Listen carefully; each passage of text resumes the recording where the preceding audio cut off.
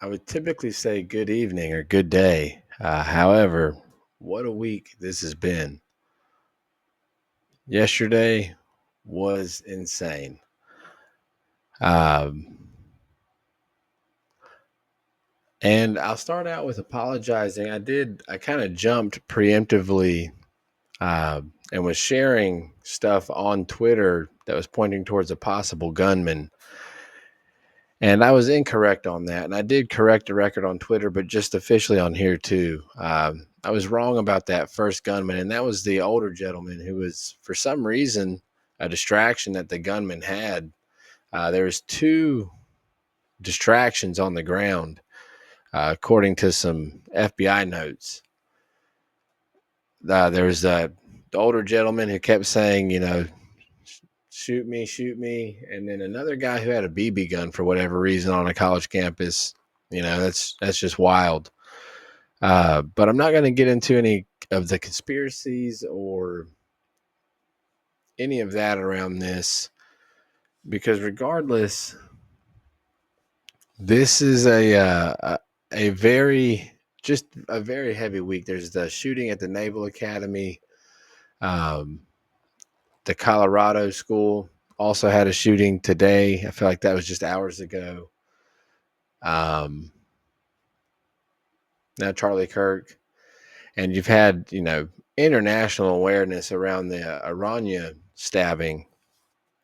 So it's just a very, very heavy week, very heavy week. On top of it being, at the time of recording this, just almost past September 11th. So yeah, just a really wild, heavy week.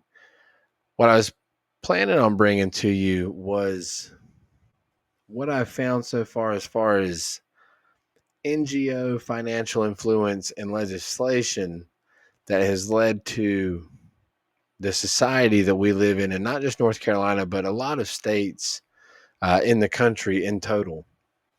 Now, there's been a lot of, I'll say not a lot, but there has been points raised on the MacArthur Foundation. And yes, they have put in money to these social, uh, I'll just say social justice initiatives. They are not the only one. There are quite a lot of NGOs that are operating in North Carolina, and I've been figuring out who they are, who they're funding, and what those organizations that they're funding stand for, as well as legislation. And so far, we're going as far back as 2011, but I'm not done on it, and I'm not ready to quite show all that information yet. I will definitely by the next stream. This was really more so just kind of wanted to touch base and definitely send my condolences to Charlie Kirk's family. I cannot imagine what they're going through. This is definitely every father's worst fear. I know for me personally, as a father, I just want to be there for my children. That is, my biggest fear personally is being in a situation where I'm not there. Uh, and I can't imagine what his wife's going through and the rest of his family. Just very, very heavy week. Very intense stuff. So rest in peace to Charlie Kirk.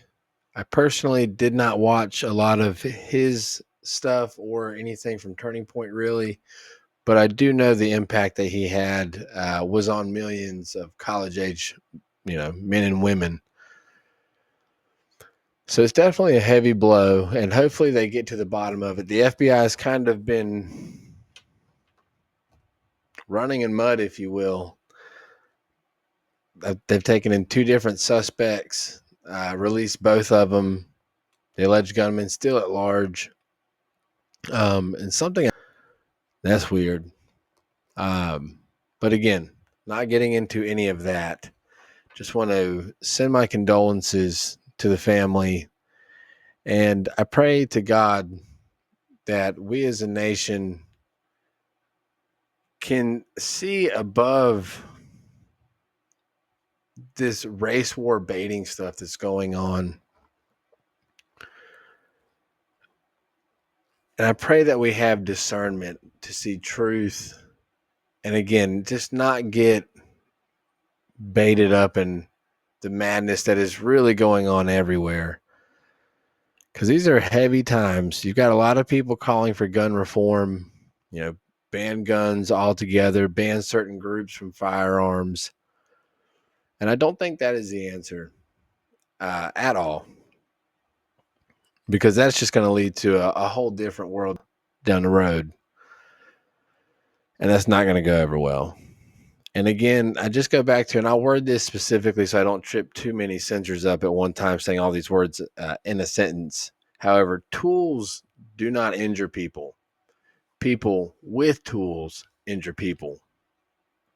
So again, taking away the tool or blaming the tool is honestly just incorrect. Just to be as nice about that as possible. That's just incorrect in my opinion. Now, what I will say as it relates to, say, SB 50, I actually do agree that I don't think everybody should just have full, unfettered access to concealing a firearm.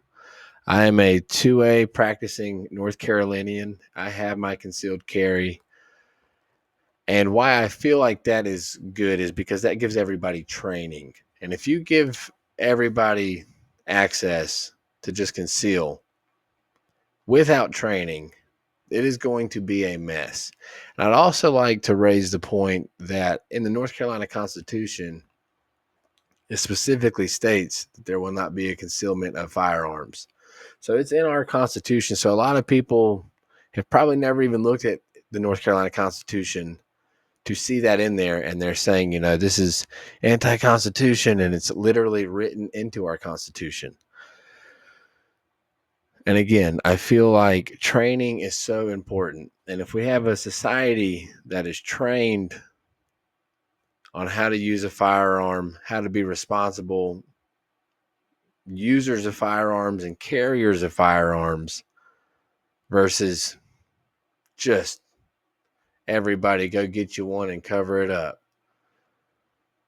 it's going to be dangerous that way. Way more dangerous than it is now because, again, you have people who follow the law and people who don't follow the law. And if we had police who are actually enforcing the laws. Now, I will say where I live, I feel that our police does a pretty solid job. Now, the police in Charlotte, on the other hand, who I'm about an hour and a half from,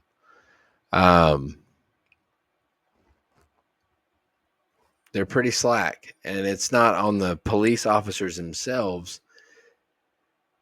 It's above them. And then as I'm doing this research, it's not even in our state.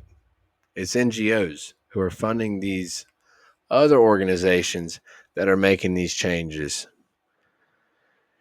And that's really what we need to work on, is identifying these NGOs, which the next stream I will do that. And hopefully we have a live stream up next. So that'll be slick.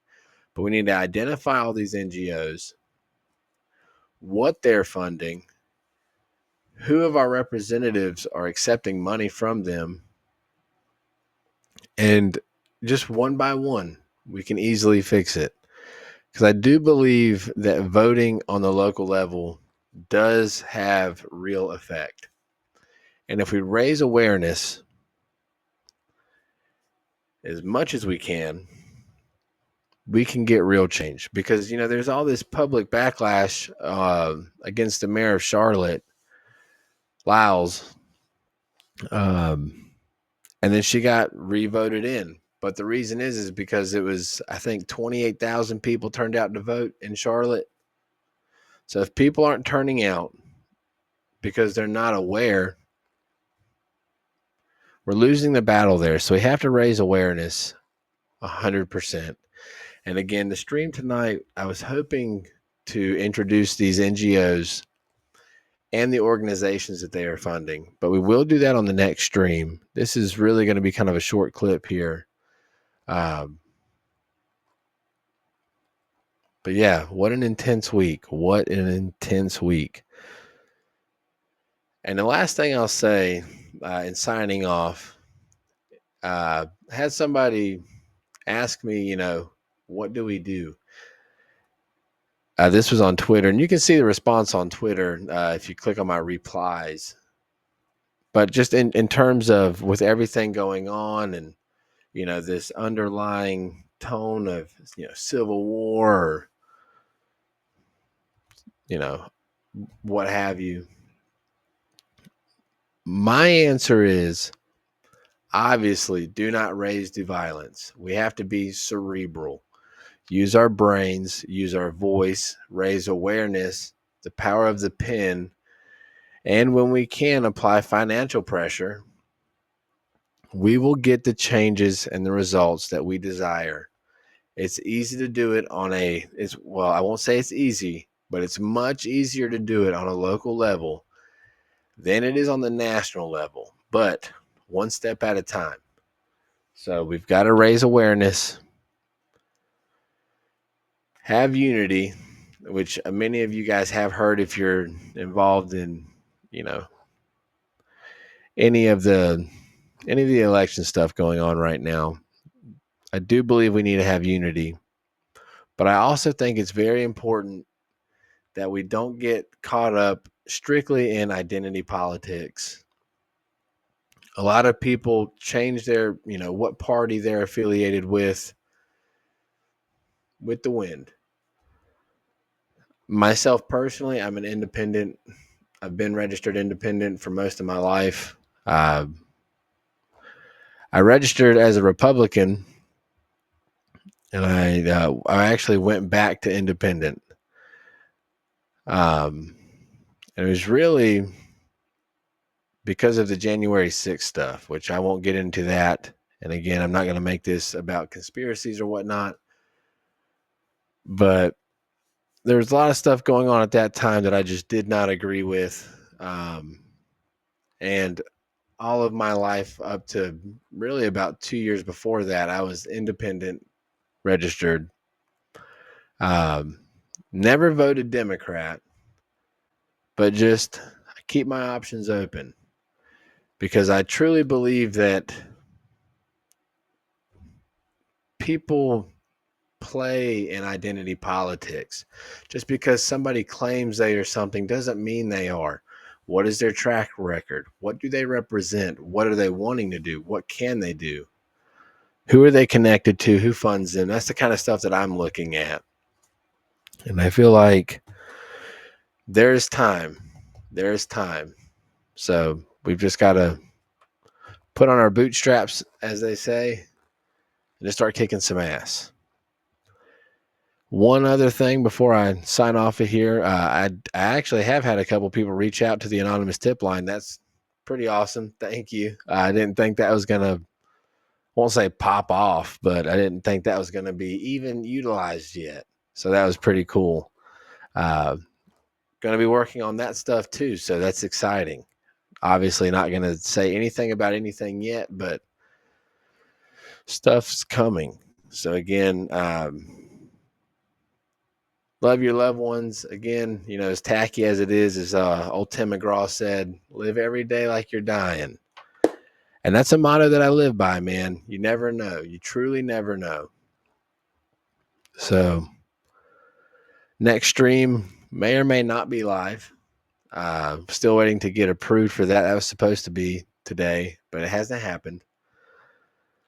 But next stream, we're going to be looking at the NGOs who are funding the social reform programs, if you will, in North Carolina.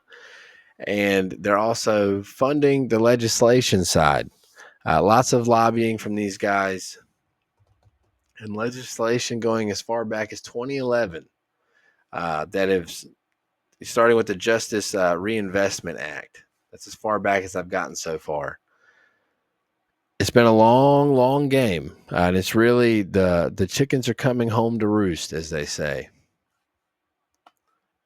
but we can steer the ship around. I won't hold it much longer. On the next stream, we're going to get into it. Have a great day or a great evening, depending on when you watch this. Until next time, take care.